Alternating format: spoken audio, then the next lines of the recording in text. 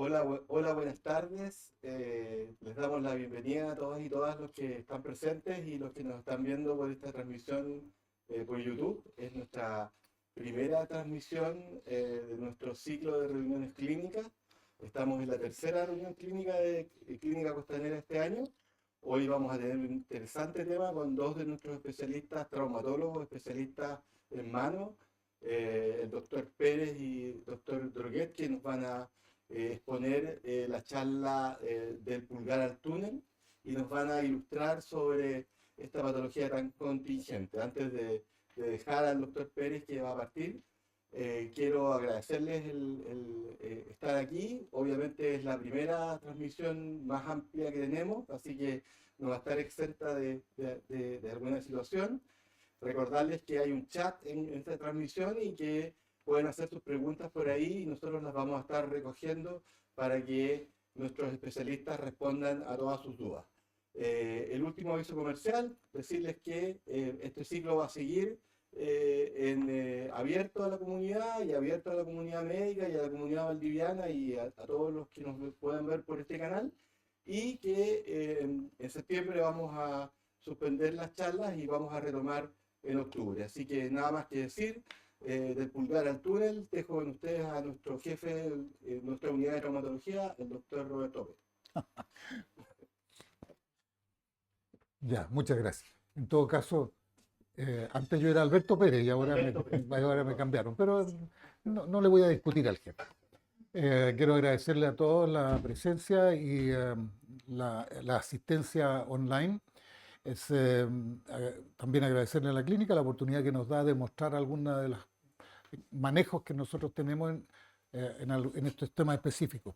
Elegimos esta problemática de la mano porque es en general un órgano cuya afección genera una discapacidad de grado que puede llegar a ser muy importante en las personas y muchas veces es materia de consulta no necesariamente a un especialista de mano o traumatólogo, sino que a cualquier médico le puede llegar una consulta o en medio de otra consulta. Por lo tanto, la idea es dar una visión general de esto sin entrar en detalles muy específicos. Y lo primero es que en realidad el título va a ser al revés, va a ser del túnel al pulgar. Y ahora el doctor Sebastián Droguet, que es especialista en esto, hermano, va a presentar su visión sobre el síndrome del túnel carpiano. Sebastián.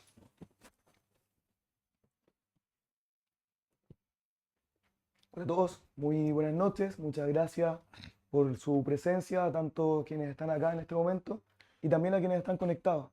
Muchas gracias a la clínica por abrir este espacio donde podemos difundir información médica que le va a servir no solo a nosotros como clínicos, sino también a la comunidad en general.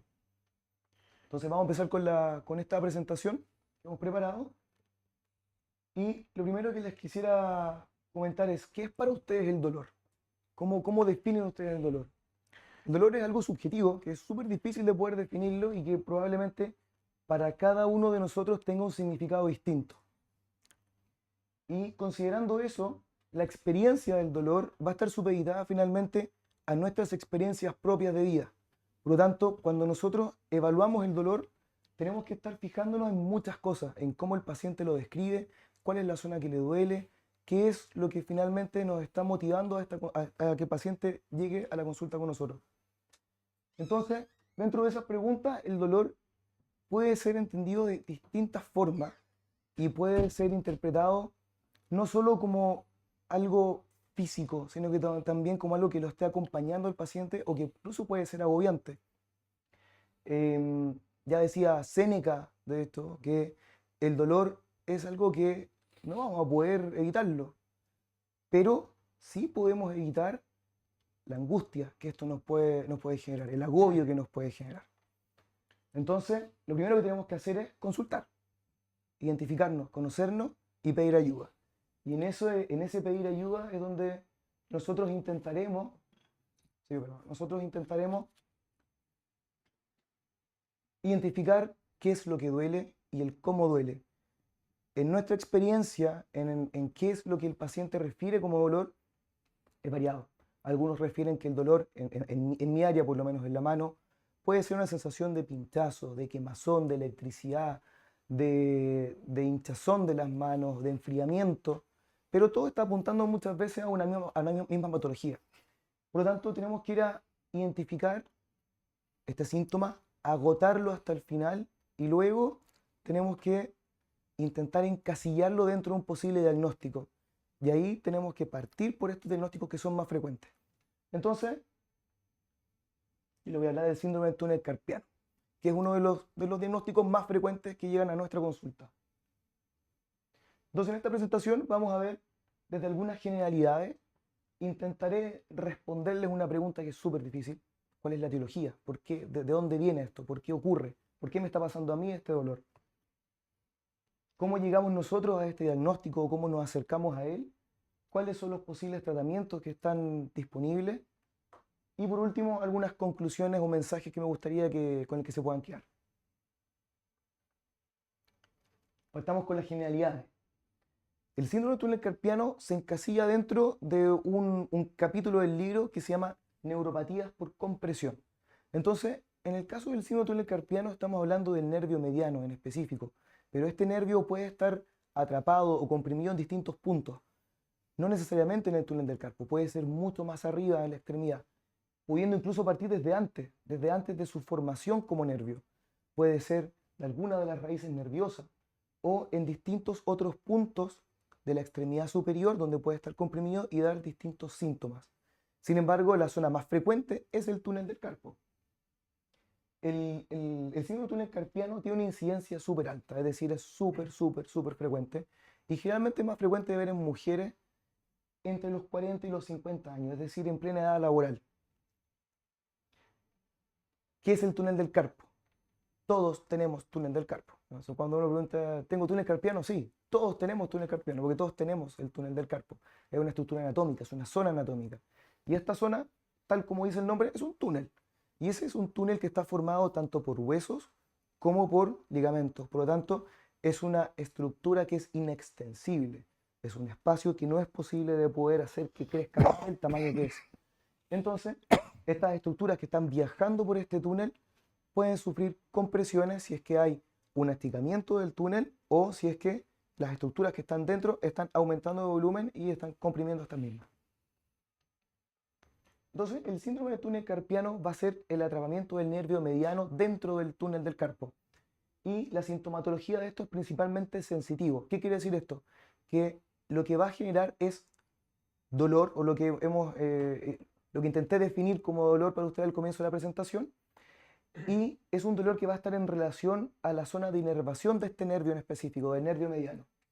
Sin embargo, algunas veces puede dar algunos síntomas motores, pero estos síntomas motores que tienen que ver con la fuerza finalmente de la mano es algo que se va a ver de forma muy tardía y va a estar en relación a algunos músculos en específico de una rama nerviosa en específico que es la que va a estar siendo afectada. Entonces, estos problemas de sensibilidad o de dolor, de hormigueo, ¿dónde va a ocurrir? En la zona de inervación del nervio mediano. Y la zona de inervación del nervio mediano es la que estamos viendo en rojo en las siguientes imágenes. Sin embargo, esto es un comentario para quienes nos están viendo desde el área de la salud. No es en toda el área roja que estamos viendo. Hay una zona que se excluye, que es la zona que tiene que ver con la palma, que es la que está achurada. Y eso se debe porque hay una rama en específico que por un tema anatómico no está dentro del túnel. Por lo tanto, esa no debiera ser una de las zonas que debiera generar esta molestia. Entonces, esta sección de ahora de la presentación es probablemente una de las más difíciles de contestar. Y es lo que preguntan muchas veces los pacientes en la consulta y es lo que cuesta muchas veces responder. ¿Por qué me pasa esto? ¿Por qué a mí? Y bueno, en medicina tenemos algunas palabras que usamos con bastante frecuencia y una de esas es idiopático. Para los que no están acostumbrados al lenguaje médico, se los traduzco. No sabemos por qué. Idiopático quiere decir que no tiene una causa conocida. Eso quiere decir idiopático. ¿Ya? Sin embargo, la fisiopatología, es decir, el cómo se puede llegar a esto, eso sí lo conocemos más o menos. Entonces, la teoría dice de que esto ocurriría por una compresión del nervio y que generaría un daño en la microcirculación. Es decir, cómo el nervio recibe sangre para que esta estructura se mantenga bien. Y esto va avanzando de manera progresiva, primero dañando la barrera propia que tiene el nervio, esto generando un edema dentro del nervio, o sea, inflamación dentro del nervio, que con el paso del tiempo se va transformando en fibrosis, es decir, se empieza a poner esta estructura con características distintas, un poco más dura, menos flexible, y que luego ya va afectando a las características internas propias del nervio, es decir, ocurre una desmielinización local, luego de forma difusa, hasta finalmente llegar al proceso de degeneración axonal. Y la otra causa, o de esta sumatoria de posibles causas, tenemos las causas secundarias, que nuevamente en el lenguaje médico, secundario quiere decir que ocurre a causa de otra cosa. O sea, es la respuesta que muchas veces algunos quieren escuchar. Y esas son causas anatómicas y que tienen que ver finalmente con este compromiso de espacio-contenido, continente-contenido. Es decir, cualquier cosa que esté apretando el nervio dentro de este espacio que es inextensible. Y entre eso, algunos de los más frecuentes son, por ejemplo, los quistes sinoviales. Sin embargo, hay otras causas menos frecuentes, como por ejemplo algunas variaciones anatómicas, nervio mediano bífido, es decir, que en vez de ser uno, tenga una bifurcación este nervio, o que exista una arteria que esté pasando por ahí también, como la arteria mediana persistente, o la presencia de algunos músculos que son normales que estén ahí, pero que de forma dinámica pueden estar también metiéndose en el túnel, e incluso en algunos pacientes estar hipertrofiados, es decir, estar más grandes. Por ejemplo, los pacientes que realizan fuerza, carga fuerza de manera constante, y esto también estar comprimiendo este espacio y generando la sintomatología. Por lo tanto, cualquier condición que nos lleva a una reducción del volumen del túnel o que aumente el contenido va a generar esta sintomatología. Ejemplo, después de un traumatismo también, algún traumatismo grave en la muñeca.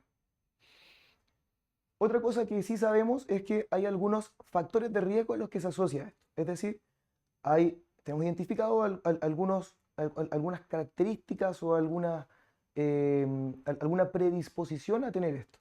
Y entre eso, los más importantes es sexo femenino y la presencia de hipotiroidismo. Son los que tienen el valor más alto en cuanto a la posibilidad de presentar esta patología. También se han estudiado el trabajo manual repetitivo, cómo podría esto también ocasionarlo. Existen diversas teorías, se ha estudiado extensamente y es más o menos aceptado en la literatura que el uso de maquinaria que genere una vibración manual de forma persistente podría también estar asociado, así como también los puestos de trabajo donde se realiza una flexión sostenida de muñecas. Vamos al diagnóstico. ¿Cómo nosotros llegamos al diagnóstico de esto? ¿O qué cosas ustedes como pacientes deberían también fijarse y encenderla y decir, oye, aquí parece que hay algo raro y quizás podría consultar? Creo que parece que no es tan normal como yo creía. Primero que todo, la sensación de dolor, o que otros también podrían presentar una sensación de, que nosotros llamamos parestesias. Quiere decir esta sensación disminuida en los dedos de la mano, o sensación de hormigueo en las manos. Y eso va a ser principalmente en la zona de irradiación del nervio mediano, que es lo que vimos en la lámina anterior donde estaba esta imagen en rojo marcado. La sintomatología también puede ser durante la noche. Y es muy habitual que los pacientes, cuando presentan esta sintomatología nocturna, refieran que se despiertan y hacen este gesto, sacudir las manos, y que así a veces siente que se alivia esta sensación. Además, esto se puede exacerbar, o sea, puede aumentar al hacer fuerza de grip sostenida o al hacer flexión o extensión sostenida de las muñecas. Por ejemplo, manejar largas horas. Al dormir también puede ocurrir porque uno al dormir tiende a tomar alguna posición en flexión sostenida de muñeca, y ahí también puede hacer que estos síntomas aparezcan. Ya la sintomatología más tardía es la que hace referencia a la sintomatología motora, es decir, la pérdida de fuerza en la mano, que cuando ya ha llegado a una etapa ya de no retorno, empieza a existir una atrofia tenar, es decir, este nervio ya no está funcionando como debería y la musculatura que debería estar recibiendo esta señal ya no la está recibiendo. Por tanto, todo lo que nuestro cuerpo no usa habitualmente lo elimina. Así, quienes van al gimnasio, hacen pesa, tienen músculo, una vez dejando de hacer pesa, desaparecen los músculos. Esto es más o menos lo mismo. ¿Qué es lo que buscamos nosotros en el examen físico? Hay distintas maniobras que nos van a permitir ir a objetivar esto. Desde el punto de vista sensitivo, hay algunas pruebas, como el test de discriminación de 2 puntos, el uso de monofilamentos, En cuanto a la fuerza, hay pruebas específicas para ir a determinar cómo está la fuerza de esa musculatura, que es la musculatura tenar, que es la que se ve afectada cuando ya lleva mucho tiempo. Y hay algunas maniobras también de provocación, que son las que nosotros hacemos durante la evaluación del paciente en la consulta, con la que buscamos que aparezca el dolor y o esta sensación de hormigueo, corriente. Y estas pruebas hay algunas que son clásicas, como el Tine y el Fallen, y otras que buscan también la compresión directa del nervio y que aparezcan estos síntomas, como el Durkheim. Así también hay otras pruebas más, como el Scratch Collapse Test que ya se ha descrito en el último tiempo, que también tendría una sensibilidad especificidad relativamente alta, pero según las manos de quien lo realiza finalmente. Sin embargo, todas estas pruebas, ninguna es perfecta. Por lo tanto, el valor real de estas pruebas es la sumatoria de todas ellas.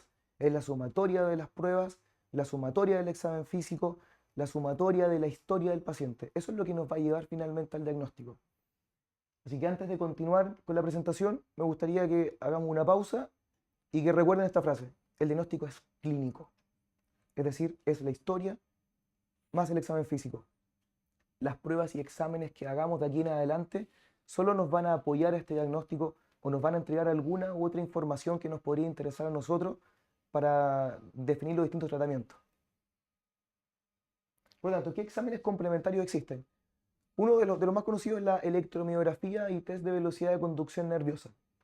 Este es un test que es relativamente doloroso, molesta, es un poco molesto, y que hay que considerar de que si bien está evaluando cómo está la transmisión eléctrica del nervio, por decirlo de alguna manera sencilla, no está exento también de errores. Y existen falsos positivos. Nuevamente, en lenguaje médico eso quiere decir que el diagnóstico está, es decir, el problema tú lo tienes, pero este examen que estamos haciendo te está informando que estás normal, que no tienes nada. Y no quiere decir que no tengas nada, el diagnóstico lo tienes, solo que el examen no fue capaz de poder detectarlo. Y eso en electromiografía y test de velocidad de conducción es cerca de un 11%. ¿Por qué ocurre? Porque generalmente en las etapas más leves o cuando está recién partiendo esta patología, la electromiografía solamente es capaz de poder evaluar las fibras nerviosas mielinizadas grandes. Y esto cuando empieza afecta a las fibras mielinizadas pequeñas. Por lo tanto, no es capaz de evaluar esas fibras que son las que se afectan al comienzo. Sin embargo, mientras la enfermedad va progresando, ahí efectivamente sí es posible poder detectarlo y existen algunos parámetros que se evalúan. Por último, entonces, ¿para qué me sirve finalmente esta prueba? ¿O en qué me ayuda? ¿O por qué el médico me está pidiendo este examen? Principalmente, o por lo menos para mí como clínico, a mí me aporta una cosa que es muy importante y que es poder predecir el grado de recuperación postoperatoria que va a tener ese paciente. Es decir, qué tan dañado está ese nervio. Porque si lo está, probablemente el tratamiento que yo haga quirúrgico no va a tener el mismo resultado que el paciente que fue detectado de manera mucho más prematura. Otro examen también es de utilidad, la ecografía. La ecografía es un examen que es barato, es indoloro, es reproducible, tiene una sensibilidad y especificidad relativamente buena y lo que nos permite evaluar es las características del nervio, si es que hay edema en relación a este nervio, si es que el área de sección transversal está aumentado, que eso va a traducir finalmente la posibilidad de presentar un síndrome túnel carpiano. Nuevamente, el diagnóstico dijimos que es clínico, por lo tanto, ¿en qué a mí por lo menos me es más útil? En buscar las causas secundarias. Me permite una evaluación anatómica del nervio, saber si hay alguna variante anatómica, saber si hay un quiste sinovial asociado, es decir, si hay algo más que pueda estar generando esta patología. Pasemos al tratamiento. El tratamiento de este, en las etapas iniciales, es decir, cuando las molestias son solamente intermitentes, cuando son leves, cuando está recién apareciendo, es habitualmente conservador y lo que se busca es disminuir la sintomatología. Para esto existen diversas estrategias, se han estudiado muchas en la literatura y esta avala principalmente lo que le voy a mostrar a continuación. La modificación de actividades, es decir, evitar esas posturas de hiperflexión e hiperextensión de muñeca, que es donde ese túnel se va a achicar más todavía haciendo que aparezcan los síntomas. que es lo que pasa en las noches habitualmente.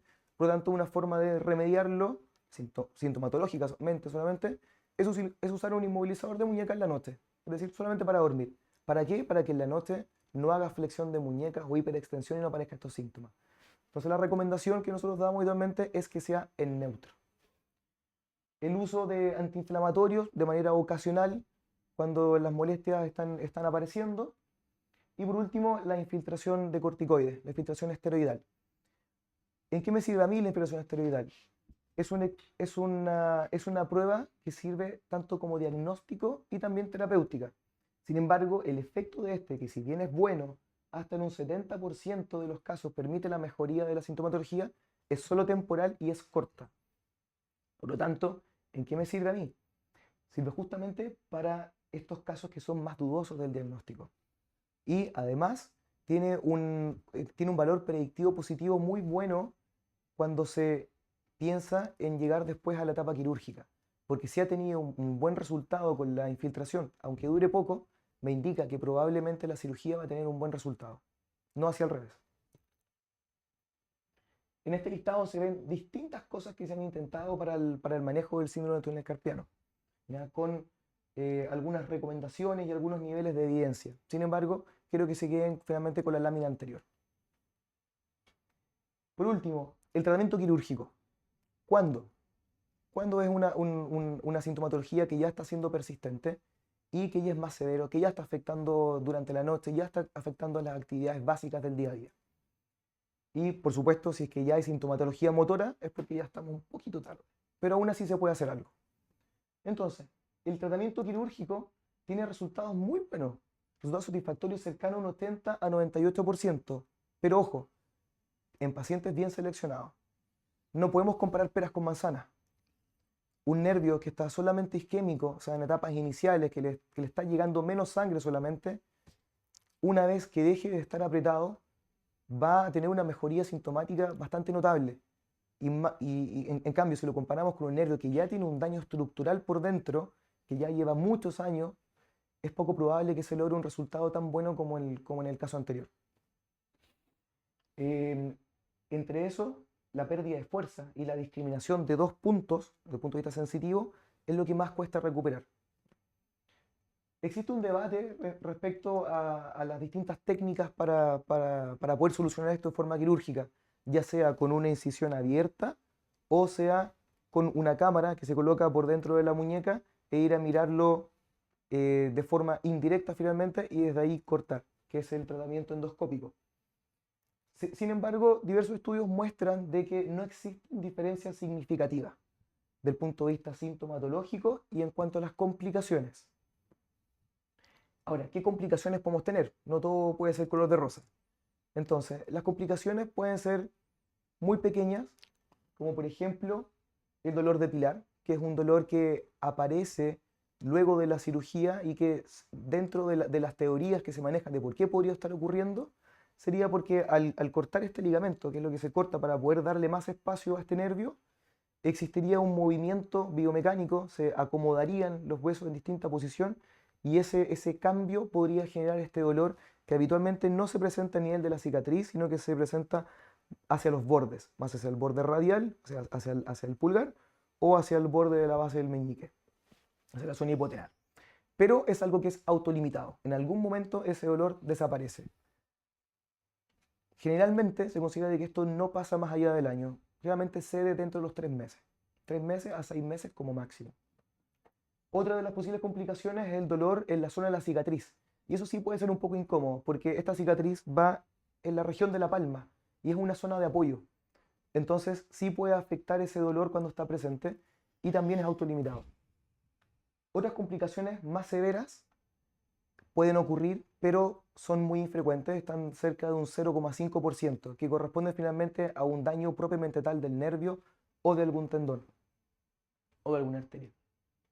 Y la posibilidad de tener que reoperar un paciente en la literatura se considera que es cercana a menos de un 5%. Entonces, lo que estamos viendo en esta imagen es las distintas etapas de la lesión de este nervio y más o menos cuánto es el tiempo de recuperación esperable. Por lo tanto, cuando la lesión es inicial y solamente es un daño isquémico, es decir, el nervio está apretado y los vasos que le mandan la sangre a este están apretados, la recuperación es prácticamente inmediata.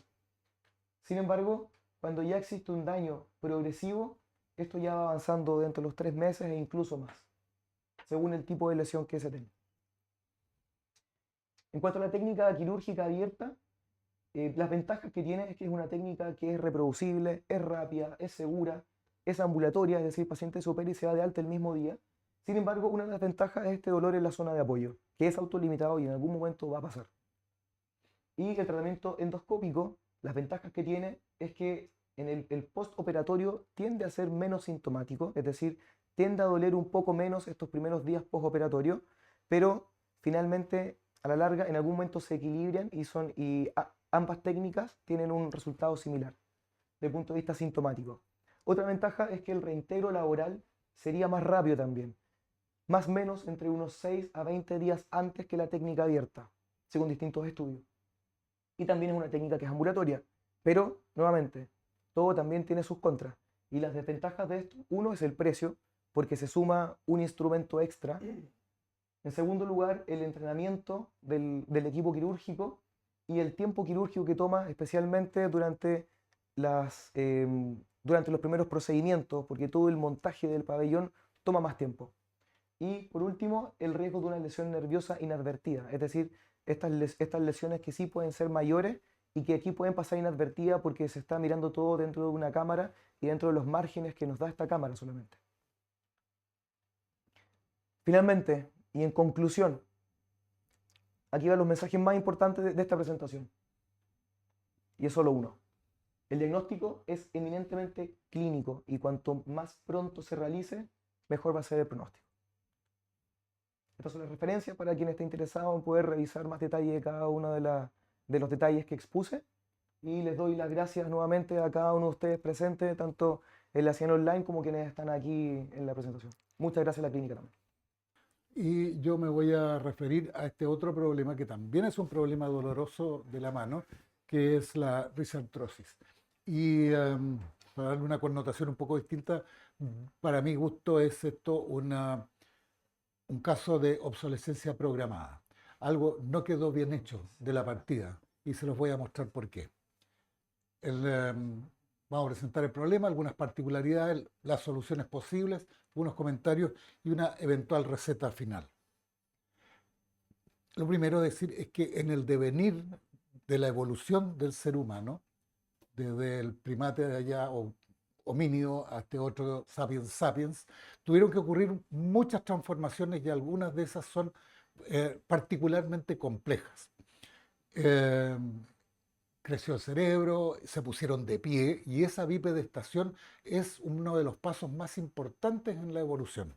Tenía dos propiedades. Una, podía prehender con fuerza y con precisión, que eran cosas que el simio no tenía. Y ahí tenemos un ejemplo de la precisión y nuevamente la consecuencia, que duele ahí. ¿Y por qué duele? Les voy a mostrar. Este es un cuadro de Velázquez de 1608 por ahí, se llama La vieja friendo huevos. Y en este detalle ustedes pueden ver que esta señora ya tiene una risartrosis. Y esto está documentado hace más de 400 años. Sin embargo, por alguna razón, esta cosa pasó bastante desapercibida en la historia y William Heberden, que describió los nódulos de las interfalángicas distales, este lo ignoró absolutamente. Y la primera descripción de este problema con nombre propio, risartrosis, es de 1930 y tantos. O sea, parece ser que esto está muy incorporado en la cultura humana al punto que no pareciera de repente una patología. Podría ser algo propio de este ser humano. Entonces, ¿por qué aparece todo esto? La anatomía de esta zona es espectacularmente compleja. Ustedes ven, este es el trapecio sobre el cual se apoya el primer metacarpiano. Aquí tienen el trapecio, el metacarpiano. Esto está descrito como una articulación en silla de montar. Pero además, dicen los poetas de la anatomía, esta silla de montar es sobre un caballo que tiene una escoliosis. Vean que el eje está medio chueco. Entonces, el contacto que tienen estas dos superficies articulares es bastante restringido. Y eso es lo que permite la extraordinaria movilidad del pulgar, en que se mueve en los 4 planos, o los 3 planos del espacio, más un quinto que es la circunducción. O sea, uno es capaz de hacer este movimiento y para eso necesita una articulación súper móvil. Pero una articulación así tiene que ser también estable y por eso tiene este sistema de ligamentos que son los que se ven aquí. Y no voy a datear con los nombres de cada uno, pero fíjense ustedes la cantidad de ligamentos que hay entre el metacarpiano y el trapecio para mantener esta estabilidad. Lo notable es que esto no es puramente mecánico. Esto podríamos decir que es electromecánico, porque todos estos ligamentos tienen inervación de propioceptores, que son los que se activan con las fuerzas que demandan el pulgar. Entonces, ese propioceptor manda una señal para que otros músculos se contraigan y ayuden a contener la fuerza. El ligamento por sí mismo no sería capaz de estabilizar el pulgar, por ejemplo, para tomar un martillo, si no tuviera toda la musculatura adicional. Y son 8 los músculos, 4 intrínsecos y 4 extrínsecos, los que manejan este pulgar para darle la movilidad que tiene. Entonces parecía muy bien, tenemos una articulación súper móvil, tiene buena estabilidad con un sistema propioceptivo que son chips que te dicen, mira, contráete este músculo para estabilizar para acá. Y el problema es que la transmisión de la carga tiene esa forma. Cuando se aprieta con el pulgar contra el índice haciendo esta pinza, la fuerza que se ejerce acá por este sistema de palancas se multiplica entre 12 y 13 veces a la llegada del metacarpiano con el trapecio, que es donde está esta articulación. Pero además, el vector resultante no es en el eje, sino que es hacia afuera. Y eso hace que el pulgar tienda a salirse. O sea, tiende hacia la inestabilidad, naturalmente. ¿Y por qué se produce? Porque estos ligamentos empiezan en algún momento a fallar y entonces empieza a producirse la inestabilidad y una vez que se largó ya estamos con el problema desatado. Esto es bastante frecuente porque todos tenemos la misma articulación y más o menos a los 30 años se encuentra que en 15% ya tienen personas con problemas. Aumenta a 2/3 en los mayores de 60, especialmente las mujeres, y si pasan los 80, casi todos tienen una radiografía con signos de artrosis, lo que no quiere decir que necesariamente sean sintomáticos. Vamos a volver sobre eso. Los motivos de consulta son primero, por supuesto, el dolor, la discapacidad que genera y en algunas ocasiones la estética, porque yo tengo una foto de una señora con un anillo precioso que cuesta mucha plata, pero tiene una cutuma y se ve espantosa. Y eso es para algunas personas intolerable. Esto hay que saberlo, no tiene un tratamiento curativo, es una enfermedad degenerativa que va a seguir su curso y que nosotros vamos a tratar de endilgarla para que se tolere bien. Y su evolución en el tiempo es con exacerbaciones y remisiones. Bueno, esta laxitud ligamentosa puede ser normal. Las mujeres tienen más que los hombres, son ligamentos muy elásticos. Entonces, cuando solicitas aquí, el ligamento tiende digamos, necesita hacer mucha fuerza el músculo, no la hace y el ligamento empieza a dañarse. Hay cambios hormonales, especialmente los que afectan a las mujeres, que aumentan el daño en el cartílago. Y la transmisión de la carga, en la manera que les presenté, tiende a que algunas personas tengan más lesiones que esta. Finalmente, la carga genética que cada uno tiene de cartílago o de estrato germinativo al momento del nacimiento está dada y depende de eso cuánto nos va a durar. Entonces, otra consideración es que el porcentaje de consultas es relativamente bajo. Si uno dice, oye, tanta gente debiera estar la consulta llena de eso, pero no. ¿Y por qué no ocurre? Probablemente por un problema que es entre la buena tolerancia que esto pueda tener y la adaptación del paciente a la lesión. O sea, si alguien me viene a contar, y puedo decir, no es un ejemplo inventado, pero mira, antes a mí me duele mucho para abrir los frascos, pero sabe que ahora ya no me preocupo más, se lo paso a mi marido. Y ella resolvió el problema. O sea, la adaptación eso ocurre naturalmente en las personas. La radiología no necesariamente se correlaciona con la clínica y mi conducta es nunca pedir una radiografía de entrada porque yo voy a hacer en principio lo mismo, igual. Y aquí viene la parte compleja y esto es muy interesante lo que decía Sebastián, de cómo cada persona interpreta el dolor. O sea, cuando se habla de las coping capacities, en el fondo se está refiriendo uno a la capacidad de resiliencia. O sea, cómo enfrento yo este dolor que no tenía, que me apareció ahora que tengo la menopausia a todo dar y que me pasaron muchas cosas y me duele todo y transpiro y además ahora no puedo tomar la taza porque me duele. Y eso hace que la percepción varíe y el paciente sea un poco distinto de otros. Y la otra posibilidad es que esto sea compensable, tanto por efectos laborales como personas familiares. O sea, la señora se aburrió de hacerle el desayuno y ahora a la familia y ahora le duele la mano y no la hace. Y esa es su compensación. Las formas de compensación que tiene el ser humano son variadísimas y todos nos hemos inventado alguna en algún minuto. El diagnóstico es bastante sencillo, o sea, fíjense, esa mano no es de una persona tan vieja, pero se fijan que aquí tiene como, describen un hombro, eso es donde está un poco prominente esta articulación. Y las dos maniobras más habituales de hacer son empujar el pulgar en abducción sobre esta articulación o en el sentido contrario, en aducción. En ambos casos se va a producir dolor ahí y eso es casi definitivo que el diagnóstico es una risartrosis. La radiología permite establecer distintas etapas. Esto es un cirujano manoamericano que hace muchos años describió estas 4 etapas, en la que en la 1 no hay prácticamente daño articular o incluso se ve aumentado el espacio porque esto puede estar con derrame, con sinovitis. Pero fíjense, ahí hay un cachito chiquito que se llama el osteofito centinela, que eso nos dice, mira, esta articulación ya viene dañándose. En el grado 2 disminuyó todavía más el espacio y se producen estas prominencias aquí que se llaman osteofitos cada vez más importantes. En el grado 3 los osteofitos crecen aún más, casi desapareció el espacio completamente. Y en el grado 4 se agregó una artrosis del escafoides con el trapecio, además de la trapecio metacarpiana. Esa es una etapa mucho más avanzada y más compleja de tratar. ¿Cómo resolvemos? Primero, modificación de actividad. Es mucho más fácil modificar una actividad que la anatomía. Y eso, el ejemplo que yo les daba a la señora que dejó de hacer unas cosas, sí, puede ser. Los antiinflamatorios funcionan, la fisioquine, órtesis y las inyecciones.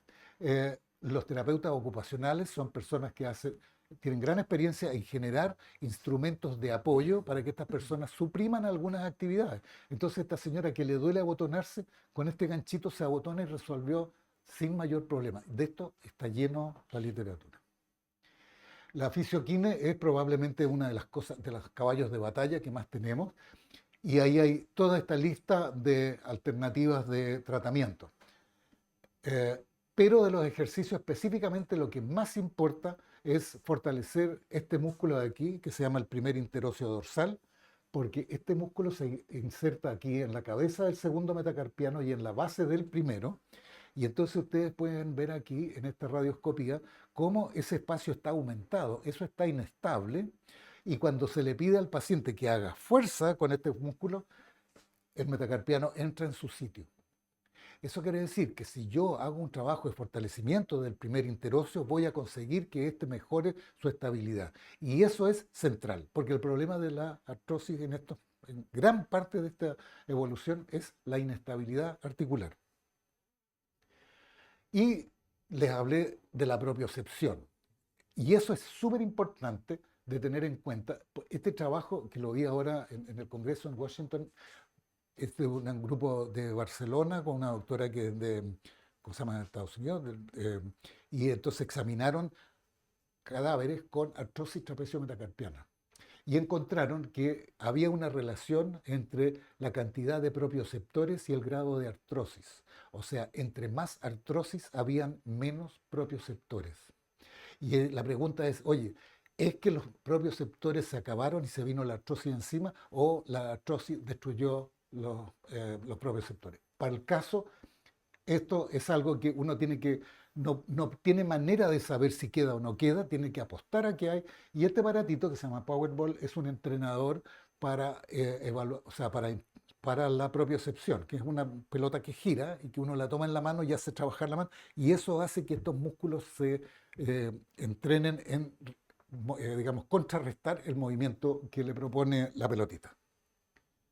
Las órtesis también son bastante variadas. Estos son modelos que están tomados de un trabajo americano. De estos, algunos están aquí, otros no. Y en general, el problema es que los mejores tienen precios muy altos para nuestro mercado y los que están disponibles son bastante malos. Pero podemos conseguir con alguna terapeuta que haga algunas cosas, algunas buenas adaptaciones de repente. Y entonces, porque importa cuánta estabilidad versus función vamos a tener. La idea es que si yo tengo esta articulación estable, no va a doler. Y si yo la tengo sin dolor, puedo hacer trabajar a esta persona y ese trabajo va a significar un ejercicio físico que finalmente va a terminar en mejorar la estabilidad. Yo tengo un par de casos que me tienen muy contento, que son dos doctoras odontólogas mayores que volvieron a trabajar con una órtesis parecida a la que les voy a mostrar después. El dibujo de al lado muestra la versatilidad del pulgar para hacer 8 tipos de grip distintos.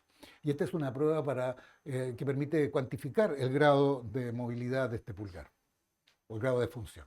Esta órtesis se llama el Push Metagrip, que comprado, digamos, online es súper caro, pero hay, ¿cómo se llama?, versiones chilenas. Versus esta otra que inmoviliza desde la muñeca hasta la base del pulgar, de la falange distal del pulgar. Y este es un trabajo con 63 pacientes en que, independiente de lo que usen, todos disminuyen el dolor, consiguen leve aumento de la fuerza y de la destreza, porque en la medida que no te duele puedes usar mejor tu mano. Todos los pacientes estaban satisfechos, pero 2/3 prefieren el de la izquierda. Y yo también lo preferiría. Generar evidencia en torno a estos problemas es extraordinariamente complejo porque la rehabilitación o las tareas que desempeña un kinesiólogo, un terapeuta ocupacional son variadísimas y es muy difícil hacer un grupo control contra ellas. Pero lo que sí se ha podido ver es que los outcomes, o sea, los resultados que se miden, son fuerza y disminución del dolor. Eso en general es como lo básico. De nuevo, ¿cómo medimos la fuerza con un dinamómetro que no es muy bueno? Dinamómetros electrónicos que existen son de un costo bastante alto y no están disponibles. Y en un consultorio que está muy apurado, hacer esta evaluación de fuerza puede demorar la mitad de una consulta, por ejemplo. Bueno, pero finalmente la calidad de la evidencia es en un trabajo baja y el resto no pasa de moderada. O sea, tenemos que creerle a la persona que nos dice, mira, fui al kine y me sirvió, versus la otra que fue al kine y no le sirvió. Lo otro que se usa son inyecciones intraarticulares con corticoides o ácido hialurónico. Aquí de nuevo se usan básicamente 2 corticoides que son, ¿cómo se llama?, la triamcinolona o la betametasona versus, aquí están unas pruebas contra placebo entre ellos, y todos obtienen algún grado de mejoría, pero de nuevo, el seguimiento es muy corto, 26 semanas, o sea, 6 meses para una enfermedad que dura toda la vida, no es un indicador de mucha cosa. O sea, tú puedes decir, para los próximos 6 meses estamos bien, pero si esta la señora la controlamos al año, probablemente haya vuelto atrás. Y ese es el problema de esto. Y además, la diferencia entre corticoides y ácido hialurónico es de muchas lucas. Aquí tenemos otro estudio sobre tratamientos conservativos o conservadores con corticoides, ácido hialurónico, distintos grupos, y todos van mejorando más o menos, pero con escalas difíciles de evaluar y siempre con el problema de las platas de por medio. Entonces, perdón, ¿vale la pena hacer tratamiento no quirúrgico? Y este es un trabajo americano que es súper interesante porque estos gallos agarraron no una lista de pacientes del hospital, estos agarraron los archivos de compañías de seguro que habían pagado por servicios quirúrgicos y por servicios de terapia física. O sea, son miles de pacientes, una base súper potente. Y lo que vieron es que los que tuvieron terapia física se operaron al año un 7,7% versus un 24,4% de los que no tuvieron terapia. Y el segundo año, estos aumentaron a 13% y los otros a 29%. O sea, se empiezan a aumentar el número de operados, pero siempre mucho menos cuando han tenido terapia versus los que no que sí han tenido. Y el tiempo quirúrgico, o sea, desde que partió el tratamiento hasta la cirugía, cuando tuvieron tratamiento es 173 días con ese más menos versus 318 con tratamiento. O sea, operas menos pacientes y a más largo plazo. Y eso para un viejecillo, me pongo en el caso, que me dicen, ¿tenía apuro? No tengo ni un apuro, hago kine y puede que me demore 10 meses en operarme si es que me resulta negocio. Y este otro es un trabajo sueco, o escandinavo en realidad, en que tres grupos de pacientes iguales los sometieron a terapia física y a los 7 meses solamente 23 de los 30 23 de los 30 estaban sin cirugía. Y de esos 23, más adelante fallecieron 4, y de esos 19 restantes, solo 2 se operaron. O sea, se obtiene claramente una disminución del índice de cirugías. Y esto, que uno diría, pero oye, si este gallo es cirujano, ¿por qué no los quiere operar? Porque la cirugía, no la vamos a comentar porque ese es otro capítulo, no es un capítulo cerrado. Hay muchas técnicas con distintos resultados, con distintos costos, y la rehabilitación no es instantánea. No es como lo que cuenta Sebastián del túnel carpiano, que la señora al mes puede estar trabajando. Esto es muy distinto. Entonces, para el resumen, esta es una enfermedad crónica incurable. Y eso hay que de alguna manera hacérselo saber al paciente sin deprimirlo. O sea, oiga, forma parte del pack. Eh, y esto de la subjetividad es muy significativo. O sea, no es lo mismo una señora que empezó a dolerle el pulgar porque estaba tejiendo suéter para su nieto que la otra señora que le dolió porque empezó a levantar a su papá que estaba postrado por una ACV. Esos contextos modulan la expresión del dolor y no solo la expresión, sino que también la, eh, la expresión de ese dolor y el grado de sufrimiento que generan, que es un concepto que dijo Sebastián y es muy importante. No es lo mismo el dolor que el sufrimiento. La señora que tiene guagua tiene dolor, pero no está sufriendo. Y eso es una consideración. Eh, no hay ninguna evidencia a favor de nada, solamente hay que decirse como por el buen juicio de decir que órtesis y ejercicio son lo que tenemos para mientras tanto. Porque, entre otras cosas, en ese grupo grande de pacientes operados, una de las razones por las que se llegaba a la cirugía era por un acuerdo paciente-médico. O sea, doctor, estoy chato de venir a su consulta versus, señor, yo estoy chato de verlo todo el tiempo acá, pongámosle un corte. Y ese corte significa una cirugía, literalmente. También existe el tratamiento quirúrgico, ya les dije, no lo voy a mencionar porque es otro cantar. Entonces, lo que yo creo que hay que hacer, primero, iniciar tratamiento no quirúrgico en todos los pacientes. Lo segundo es educar, que no es hacerle una clase, sino que es decodificarle al paciente lo que tiene. O sea, esto, por favor, ¿esto me va a seguir para siempre? Sí. Pero ¿y qué vamos a hacer? Podemos hacer ejercicio y puede pasar, pero usted se tiene que tratar y usted tiene que hacer ejercicio, y entonces plantearle una nueva visión del problema en que él es el protagonista y yo haré cosas como mandarlo al kine, infiltrarlo, y espero no tener que operarlo, pero podría ser, y todo depende de cómo nos vayan las cosas, va a ser el final de este cuento. No hay que generar más expectativas que las que hay realmente. Escuchar qué es lo que necesita el paciente, porque el paciente no es lo que uno cree que hay que hacer. Muchas veces tiene expectativas mucho más sencillas. Y el costo-riesgo es una ecuación que es muy difícil de manejar, pero que forma parte de esto. Y eso era. Muchas gracias.